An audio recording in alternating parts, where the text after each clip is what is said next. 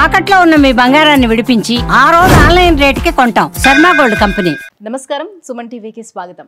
2025 సంవత్సరం నవగ్రహాల స్థితిగతులు ఎలా ఉన్నాయి, ద్వాదశ రాశుల వారికి ఎటువంటి ఫలితాలని అందజేస్తున్నాయి, ఈ విషయాన్ని తెలియజేసేందుకు మనతో పాటు ఉన్నారు ప్రముఖ జ్యోతిష శాస్త్ర పండితులు, శ్రీచక్రపీఠ వ్యవస్థాపకులు బ్రహ్మశ్రీ ప్రదీప్ జోషి గారు.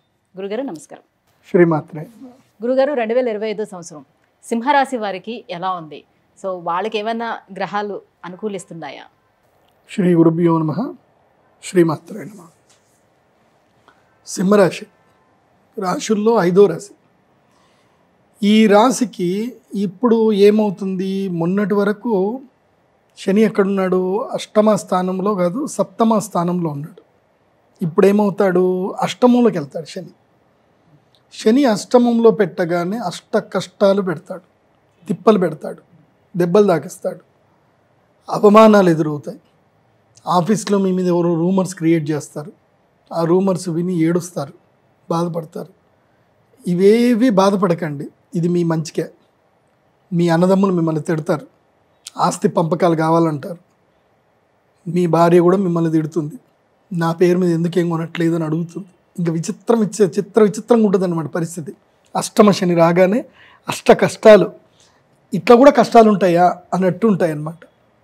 కాబట్టి కానీ ఒక్కటి మాత్రం మేలుంది, డబ్బులు విపరీతంగా వస్తాయి. కాబట్టి ఏం చేయాలంటే అష్టమ శని రాగానే ఉద్యోగం మానేయాలి. ఉద్యోగం మానేయగానే నీ వాళ్ళు నా వాళ్ళు ఎవరో మొత్తం తెలిసిపోతుంది. వ్యాపారం స్టార్ట్ చేయాలి, తప్పకుండా వ్యాపారం. ఎందుకోసమంటే 11వ స్థానంలో గురువు వస్తున్నాడు కాబట్టి ఉద్యోగం మానేయాలి. మీరు మానేయకపోయినా ఉద్యోగం మానేయాల్సిన పరిస్థితి వస్తుంది, లేదంటే ఏడుస్తూ పనిచేయాలి. జీవితంలో ఎప్పుడైనా ఏదైనా సరే పుష్పలాగా ఇది నా కాలు నేను వేసుకున్నా, ఆడు మర్యాదను కొనుక్కోమను, ఈ డైలాగ్ ఏమైనా కొట్టాలి అనుకుంటే ఇప్పుడు కొట్టచ్చు. సింహరాశి వాళ్ళు మీ బాస్ని ఏమైనా తిట్టాలి అనుకుంటే వెళ్ళి తిట్టండి. ఇంకా ఓకే, అదే సినిమాలు ఉంటాయి, అదేమంటారు, దమ్ముంటే పట్టుకోరా శకవత్తు, పట్టుకుంటే వదిలేస్తే సిండికేట్ అన్నట్టు. ఇప్పుడు మీ బాస్ని ఛాలెంజ్ చేయండి. కానీ ఇప్పుడు అందరూ కూడా అమ్మో అష్టమ శని వస్తుందా అని చాలా టెన్షన్ పడిపోతారు కదా. పడాలి. శని ఇదే టైంలో చేస్తాడు. అష్టమ శని అష్ట కష్టాలు పెట్టి జీవిత మర్మాన్ని ఇస్తాడు, కానీ గమ్యాన్ని ఇస్తాడు. అది గుర్తుపెట్టుకోండి, తప్పకుండా గమ్యాన్ని ఇస్తాడు శని. అష్టమ శని ఒక విధంగా మంచిదే, నేను అనుభవించాను కాబట్టి. ఇప్పుడు దేవుడు అంటే ఇప్పుడు ఏలినాటి శని, అష్టమ శని, అర్ధాష్టమ శని, వీటిలో ఏది ఎక్కువ పవర్ఫుల్గా ఉంటుంది, ఏది ఎక్కువ ఇబ్బంది పెట్టేస్తుంది అని? ఒకటి ఏలినాటి శని వ్యక్తిగత స్వేచ్ఛను హరిస్తుంది, వ్యక్తిగతంగా బాగా దెబ్బతీస్తుంది. అష్టమ శని మాత్రం కుటుంబ మూలకంగా, బాధ్యతల మూలకంగా ఇబ్బంది పెడుతుంది తప్ప వ్యక్తిగతంగా ఇబ్బంది పెట్టదు. అష్టమ శని మోక్ష జ్ఞానాన్ని ఇస్తుంది, జీవితం యొక్క ఎసెన్స్ నేర్పిస్తుంది, ఒక వైరాగ్యం వస్తుంది. అష్టమ శనిలో ఒక వైరాగ్యం వస్తుంది, కొన్ని నిజాలు తెలుస్తాయి జీవితానికి. ఇప్పుడు మనం 10వ తరగతి ఎగ్జామ్ అప్పుడు ఒక ఎంతూసియాస్గా చదువుతాం, నెక్స్ట్ ఇంటర్మీడియట్లో చదువుతాం, నెక్స్ట్ డిగ్రీలు చదువుతాం.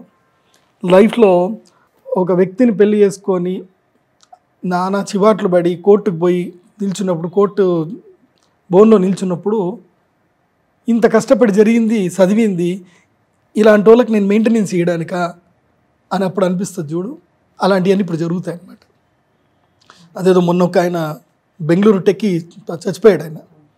ఆయన ఆ బాధలు మొత్తం 25 పేజీలు రాసుకున్నాడు. ఆయన నా జీవితాంతం కష్టపడి ఇంత ఇంజనీరింగ్ చేసి ఒక టెక్కి అయ్యి ఇంత సంపాదించి ఒక వ్యక్తి నా జీవితాన్ని నాశనం చేస్తున్నా, ఒక వ్యక్తి మా అమ్మ నాన్నని తిడుతున్నా, నా కొడుకు నాకు దూరం చేస్తున్నా, నేను ఆయన డబ్బులు ఇవ్వాలా, ఇది చేయడానికి నేను డబ్బులు సంపాదించాలా అని చెప్పి చాలా రెస్పాన్సిబుల్గా తను కట్టాల్సిన అప్పులన్నీ కూడా కట్టి చచ్చిపోయాడు. ఆయన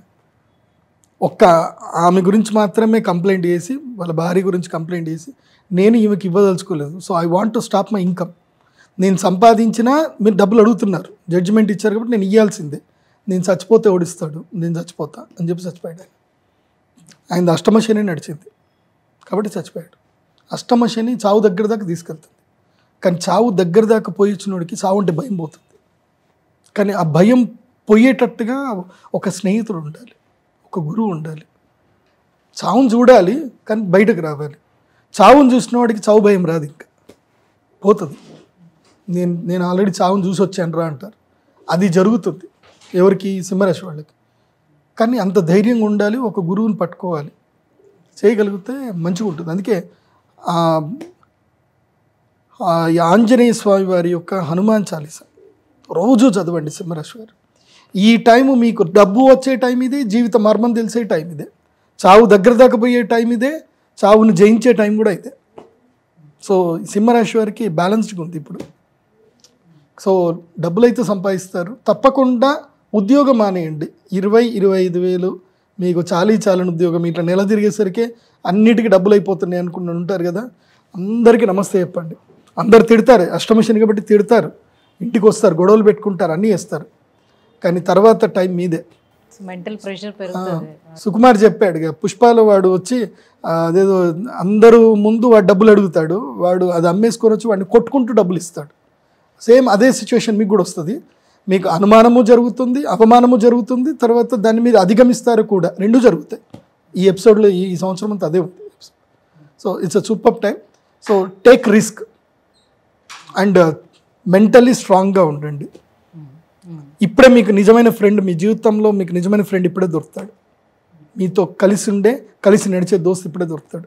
సో పరిహారంగా ఆంజనేయ స్వామి స్తోత్రం చదువు. ఆంజనేయ స్వామి స్తోత్రం చదవండి. ముఖ్యంగా వసంత పంచమి రోజున రాజశ్యామల యాగం చేయండి, మిస్ చేయకండి. వసంత పంచమి అస్సలు మిస్ చేసుకోకండి. అక్షయ తృతీయ రోజు ధ్యానం చేసుకుంటే సరిపోతుంది, కానీ వసంత పంచమి చాలా ఇంపార్టెంట్. శని మారుతున్నాడుగా, అష్టమ శని ఇబ్బంది పెడతాడు. కానీ అది కూడా చెప్తున్నా, సింహరాశి వాళ్ళు కూడా పెళ్లి చేసుకోవద్దండి. ఈ సంవత్సరం పెళ్లి చేసుకోకండి సింహరాశి, వద్దు. అండ్ ఒకవేళ కనుక సింహరాశి వాళ్ళు ఎవరైనా డిగ్రీ చేస్తున్నారు, బీటెక్లు అయిపోయాయి, మళ్ళీ పీజీ చేద్దాం అనుకుంటున్నారు, don't do PG, direct go in to the business. డబ్బులు సంపాదించడానికి దిగండి. ఇప్పుడు దిగాల్సిందే, రంగంలోకి దిగాల్సిందే. మే తర్వాత, అక్షయ తృతీయ తర్వాత బతుకు జట్కా బండి, రంగంలోకి దిగాల్సిందే, డబ్బులు సంపాదించాల్సిందే. ఓన్లీ డబ్బులే సంపాదించాలి, గౌరవము మర్యాద గురించి ఆలోచించకండి. సో చిరంజీవి ఛాలెంజ్ సినిమాలో చిరంజీవి ఎట్లాగో అట్లా మీరు కూడా ఇప్పుడు ఛాలెంజ్ టేకప్ చేసుకోండి. గురుగారు, 2025 సంవత్సరం సింహరాశి వారికి ఎలా ఉండబోతుంది? ఈ విషయాలను తెలియజేసినందుకు ధన్యవాదాలు.